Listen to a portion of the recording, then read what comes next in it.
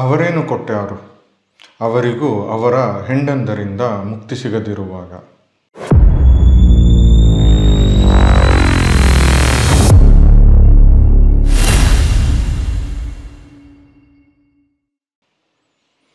ನಮಸ್ಕಾರ, 64 ಚಾನಲ್ಗೆ ಸ್ವಾಗತ. ನಾನು ಚಂದನ್. ನಿಮಗೆ ಯಾವತ್ತಾದರೂ ನಾವು ನಿಜವಾದ ಪ್ರಪಂಚದಲ್ಲಿಲ್ಲ, ಒಂದು ಕನಸಿನ ಜೀವನ ಜೀವಿಸ್ತಾ ಇದ್ದೀವಿ ಅಂತ ಅನಿಸಿದೆಯಾ?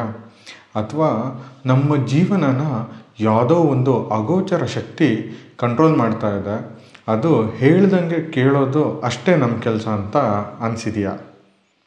ನೀವು ಯಾರನ್ನೋ ಮೀಟ್ ಮಾಡೋಕ್ಕೆ ಹೋಗ್ತೀರಾ, ಅವರು ನಿಮ್ಮನ್ನು ನೋಡಿದ ತಕ್ಷಣ ನಿಮ್ಮ ಪಾಸ್ಟು, ಪ್ರೆಸೆಂಟು, ಫ್ಯೂಚರ್ ಬಗ್ಗೆ ಹೇಳೋಕ್ಕೆ ಸ್ಟಾರ್ಟ್ ಮಾಡಿದ್ರೆ ನಿಮಗೆ ಹೇಗೆ ಅನ್ನಿಸ್ಬೇಡ? ಅರೆ ಇದೇನಿದು, ನಾವು ಮೇಟ್ರಿಕ್ಸ್ ಮೂವಿನೋ ಇಲ್ಲ ಕ್ರಿಸ್ಟೋಫರ್ ನೋಲನ್ ಮೂವಿ ಬಗ್ಗೆನೋ ಹೇಳ್ತಾ ಇದ್ದೀವಿ ಅಂದ್ಕೊಂಡ್ರೆ ಖಂಡಿತ ಅಲ್ಲ. ಇದು 1968ರಲ್ಲಿ ಕನ್ನಡದ ಖ್ಯಾತ ಸಾಹಿತಿಯೊಬ್ಬರು ಬರೆದ ಪುಸ್ತಕ. ಅದಕ್ಕೆ ಜ್ಞಾನಪೀಠ ಅವಾರ್ಡೂ ಸಿಕ್ಕಿದೆ. ಆ ಪುಸ್ತಕದ ಬಗ್ಗೆ ಮಾತಾಡ್ತಾ ಇದ್ದೀವಿ. ಅಕ್ಟೋಬರ್ 10 ಶಿವರಾಮ್ ಕಾರಂತರ ಹುಟ್ಟುಹಬ್ಬ. ಕನ್ನಡಿಗರು ನೆನಪಲ್ಲಿ ಇಟ್ಕೊಳ್ಳುವಂಥ ಹಲವಾರು ಪುಸ್ತಕಗಳನ್ನು ಇವರು ಬರೆದಿದ್ದಾರೆ. ಇವರ ಪುಸ್ತಕಕ್ಕೆ ಜ್ಞಾನಪೀಠ ಅವಾರ್ಡು ಸಿಕ್ಕಿದೆ. ಅವರ ಜನ್ಮದಿನದ ಪ್ರಯುಕ್ತವಾಗಿ ನಾವು ಪರಿಚಯ ಮಾಡ್ಕೋತಾ ಇರೋ ಪುಸ್ತಕ ಮೂಕಜ್ಜಿಯ ಕನಸುಗಳು. ಲೇಖಕರು ಡಾಕ್ಟರ್ ಶಿವರಾಮ ಕಾರಂತ, ಪ್ರಕಾಶಕರು ಸ್ವಪ್ನ ಬುಕ್ ಹೌಸ್. ಪುಟಗಳು 280, ಬೆಲೆ 225 ರೂಪಾಯಿಗಳು. Genre fiction.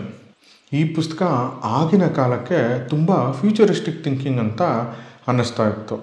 ಈ ಪುಸ್ತಕಕ್ಕೆ ಜ್ಞಾನಪೀಠ ಅವಾರ್ಡ್ ಸಿಕ್ಕಿದಾಗ ತುಂಬ ಜನ ಸಾಹಿತಿಗಳು ಈ ಬುಕ್ಕಿಗೆ ಯಾಕೆ ಕೊಟ್ಟರು, ಇದಕ್ಕಿಂತ ಮರಳಿ ಮಣ್ಣಿಗೆಗೆ ಕೊಡಬೇಕಿತ್ತು ಅಂತ ಹೇಳಿದ್ರು. ಸುಮಾರು ಜನಕ್ಕೆ ಈ ಪುಸ್ತಕ ಅರ್ಥನೇ ಆಗಿರಲಿಲ್ಲ. ಬಟ್ ಈಗಿನ ಪರಿಸ್ಥಿತಿಗೆ ಈ ಪುಸ್ತಕ ಎಷ್ಟು ಆ್ಯಪ್ಟ್ ಆಗಿದೆ ಅಂದರೆ ಪ್ರತಿ ಸತಿ ಓದಿದಾಗ್ಲೂ ಒಂದು ಹೊಸ ಪರ್ಸ್ಪೆಕ್ಟಿವ್ ಕೊಡ್ತಾ ಹೋಗುತ್ತೆ. ಈ ಪುಸ್ತಕದಲ್ಲಿ ಲೇಖಕರು ಜೀವನದ ಹಲವು ಮಜಲುಗಳ ಬಗ್ಗೆ ಹೇಳ್ತಾ ಹೋಗ್ತಾರೆ. ಜೊತೆಗೆ ಹಲವು ವರ್ಷಗಳಿಂದ ನಾವು ಪಾಲಿಸ್ಕೊಂಡು ಬಂದಿರೋ ಹಲವಾರು ನಂಬಿಕೆಗಳನ್ನು ಈ ಪುಸ್ತಕ ಪ್ರಶ್ನಿಸುವಂತೆ ಮಾಡುತ್ತೆ.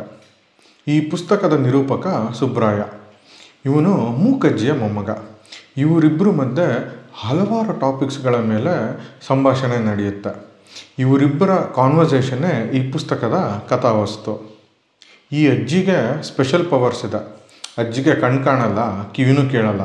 ಆದರೆ ಅಜ್ಜಿ ಹಿಂದೆ ಏನಾಗಿತ್ತು, ಮುಂದೆ ಏನಾಗುತ್ತೆ ಅಂತ ಕರೆಕ್ಟಾಗಿ ಹೇಳ್ತಾರೆ. ಅಲ್ಲದೆ ಕಣ್ಣು ಕಾಣಿಸ್ದೇ ಇದ್ರೂ ಮನೆಗೆ ಯಾರಾದರೂ ಬಂದರೆ ಅವ್ರು ಯಾರು ಅನ್ನೋದನ್ನು ಕೂಡ ಕರೆಕ್ಟಾಗಿ ಹೇಳ್ತಾರೆ. ಅಜ್ಜಿ ಯಾವುದಾದ್ರೂ ವಸ್ತುನ ಮುಟ್ಟಿದ್ರೆ ಆ ವಸ್ತುದು ಪೂರ್ವಾಪರ ಎಲ್ಲ ಕರೆಕ್ಟಾಗಿ ಫುಲ್ ಡೀಟೇಲ್ಸಲ್ಲಿ ಹೇಳ್ತಾ ಹೋಗುತ್ತೆ. ಇದೇನಪ್ಪ ಈ ಅಜ್ಜಿ ಮೂಢನಂಬಿಕೆ ಇರೋ ಒಂದು ಗೊಡ್ಡು ಮುದುಕಿ ಅಂತ ನೀವು ಅಂದ್ಕೊಂಡ್ರೆ you are in for a surprise. ಅವರ ಕನಸು, ಅವರ ಮಾತು, ಅದಕ್ಕಿರೋ ಪ್ರಬುದ್ಧತೆ ಮತ್ತು ಅವರು ದೇವರು ಮತ್ತು ಜೀವನದ ಬಗ್ಗೆ ಅವ್ರಿಗಿರೋ ಅಂಡರ್ಸ್ಟ್ಯಾಂಡಿಂಗ್, ಇದನ್ನೆಲ್ಲ ನೀವು ಓದಿದ್ರೆ ಮೈ ಜುಮ್ ಅನ್ಸುತ್ತೆ. ಭಗವದ್ಗೀತೆ ಎಲ್ಲ ಯಾಕೆ ಬೇಕು, ಅದೆಲ್ಲ ತುಂಬ ಕಾಂಪ್ಲಿಕೇಟೆಡ್ಡು. ಜೀವನನ ಹೇಗೆ ಬದುಕಬೇಕು ಅಂತ ಈ ಅಜ್ಜಿ ತುಂಬ ಸಿಂಪಲ್ಲಾಗಿ ನಮಗೆ ಈ ಪುಸ್ತಕದಲ್ಲಿ ಹೇಳ್ತಾ ಹೋಗ್ತಾರೆ. ಅರೆ ಇದೇನಿದು ಮೋಟಿವೇಶ್ನಲ್ ಬುಕ್ಕ, ಬೋರಿಂಗ್ ಆಗಿರುತ್ತೆ ಅಂತ ನೀವು ಅಂದ್ಕೊಂಡ್ರೆ ತಪ್ಪು. ಜೀವನನ ಹೇಗೆ ಬದುಕಬೇಕು ಅಂತ ಸುಂದರವಾದ ಕಥೆಗಳ ಮೂಲಕ ಹೇಳ್ತಾ ಹೋಗ್ತಾರೆ. ಸೊ ಆದ್ದರಿಂದ ಈ ಪುಸ್ತಕ ಎಲ್ಲೂ ಬೋರ್ ಹೊಡ್ಸಲ್ಲ.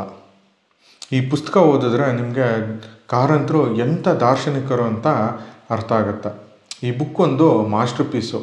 ಕನ್ನಡಿಗರ ಮನೆಯಲ್ಲಿ ಇರಲೇಬೇಕಾದಂಥ ಕಲೆಕ್ಟಿಬಲ್ಲು. ನೀವು ಕೊಂಡು ಓದ್ತೀರಾ ಅಲ್ವಾ? ಓದಿ ನಿಮ್ಮ ಅನಿಸಿಕೆನ ತಿಳಿಸಿ. ಬನ್ನಿ, ಈ ಪುಸ್ತಕದಿಂದ 2 ಸಣ್ಣ ಪ್ಯಾರಾಗ್ರಾಫು ನಿಮಗೋಸ್ಕರ. ಅದಕ್ಕೂ ಮುಂಚೆ ಕನ್ನಡ ಪುಸ್ತಕವನ್ನು ಪರಿಚಯಿಸೋ ನಾವು ಮಾಡ್ತಿರೋ ಈ ಕೆಲಸ ನಿಮಗೆ ಇಷ್ಟ ಆಯಿತು ಅಂದರೆ ದಯವಿಟ್ಟು ಈ ವಿಡಿಯೋನ ಲೈಕ್ ಮತ್ತು ಶೇರ್ ಮಾಡಿ. ನಮ್ಮ ಚಾನಲ್ಗೆ ಸಬ್ಸ್ಕ್ರೈಬ್ ಆಗೋದು ಮರಿಬೇಡಿ. ಮೊದಲನೇ ಪ್ಯಾರ. ಆ ದಿವಸ ಅವರ ವರ್ತನೆ, ಮಾತುಗಳು ಎಲ್ಲವೂ ನನಗೆ ಅದ್ಭುತವಾಗಿ ಕಾಣಿಸಿದವು. ಅವರು ಶವದ ಬಳಿಗೆ ಬಂದು ನಿಂತರು, ಕುಳಿತರು, ಆದರೂ ಕಣ್ಣೀರಿಡಲಿಲ್ಲ. ನೀನು ಒಂದು ಒಳ್ಳೆಯ ಕೆಲಸ ಮಾಡಿದ್ದೀಯ. ಅವಳನ್ನು ಮೊದಲೇ ಕಳುಹಿಸಿಕೊಟ್ಟೆ. ಈ ಮಕ್ಕಳ ಚಿಂತೆ ನಿನಗೆ ಬೇಡ, ನಾನು ನೋಡಿಕೊಂಡೇನು, ನೀನು ಹೋಗಿ ಬಾ ಎಂದರು. ಕಂಬನಿಯಿಂದ ತರತರಿಸುತ್ತಿದ್ದ ನನ್ನನ್ನು ಕಂಡು, ಇದೇನು ನಿನ್ನ ಗಂಡಸುತನ? ನೀನೇನು, ನಾನೇನು, ಯಾರೇನು, ಯಾರು ಶಾಶ್ವತ? ಹೋಗಿ ಕೊಳ್ಳಿ ಇಟ್ಟು ಉರಿಸಿ ಬಾ. ಇದೆಲ್ಲ ಒಂದು ಆಟ. ಕನಸು ಅಂದರೆ ಕನಸು. ನಾವು ಕಟ್ಟಿಕೊಂಡ ಹಾಗಿರುತ್ತದೆ ಕನಸು.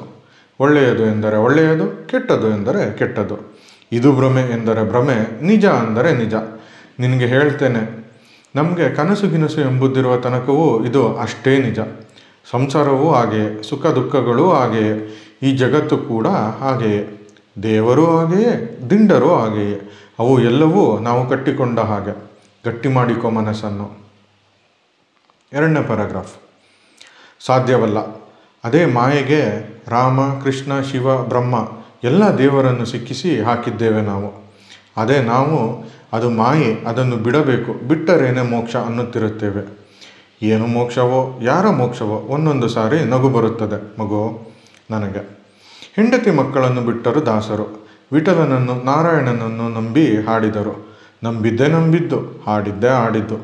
ಅವರು ತಮ್ಮ ಹೆಂಡಿರನ್ನು ದಾರಿ ಮೇಲೆ ಕೆಡದು ಹೋದದ್ದು ನಿಜ. ಹಾಗೆ ಮಾಡಿ ಬೇಡಿದ್ದು ಯಾರನ್ನು? ತಮ್ಮ ಹೆಂಡಿರೊಡನೆ ಸುಖವಾಗಿ ವೈಕುಂಠದಲ್ಲೋ ಕೈಲಾಸದಲ್ಲೋ ಇರುವಂಥ ವಿಷ್ಣುವನ್ನು, ಶಿವನನ್ನು. ಅವರೇನು ಕೊಟ್ಟಾರೋ? ಅವರಿಗೂ ಅವರ ಹೆಂಡಂದರಿಂದ ಮುಕ್ತಿ ಸಿಗದೇ ಇರುವಾಗ. ಕನಸು ಭ್ರಮೆ ಅನ್ನುತ್ತಾರಲ್ಲ ಮಗು, ಅದೇ ಇದು. ತಾವೇ ಮೋಹಪಾಶ ಕಡಿದುಕೊಳ್ಳಲಾರದ ದೇವರು ಇವರ ಮೋಹಪಾಶ ಕಡಿದು ಉದ್ಧಾರ ಮಾಡುತ್ತಾನೆ ಎಂಬುದು. ಆ ದೇವರಿಗೆ ಹೆಂಡರಿರುವುದು ಮೋಹ ಅನಿಸುವುದಿಲ್ಲವಾದರೆ ಯಾತಕ್ಕೆ ಬೇಕವರು? ಯಾವ ದೇವರು ಮದುವೆ ಮಾಡಿಕೊಳ್ಳದೆ ತಮ್ಮಷ್ಟಕ್ಕೆ ಲೋಕದ ಸೃಷ್ಟಿ ಸ್ಥಿತಿ ಲಯ ಮಾಡುತ್ತಾ ಇರಬಹುದು.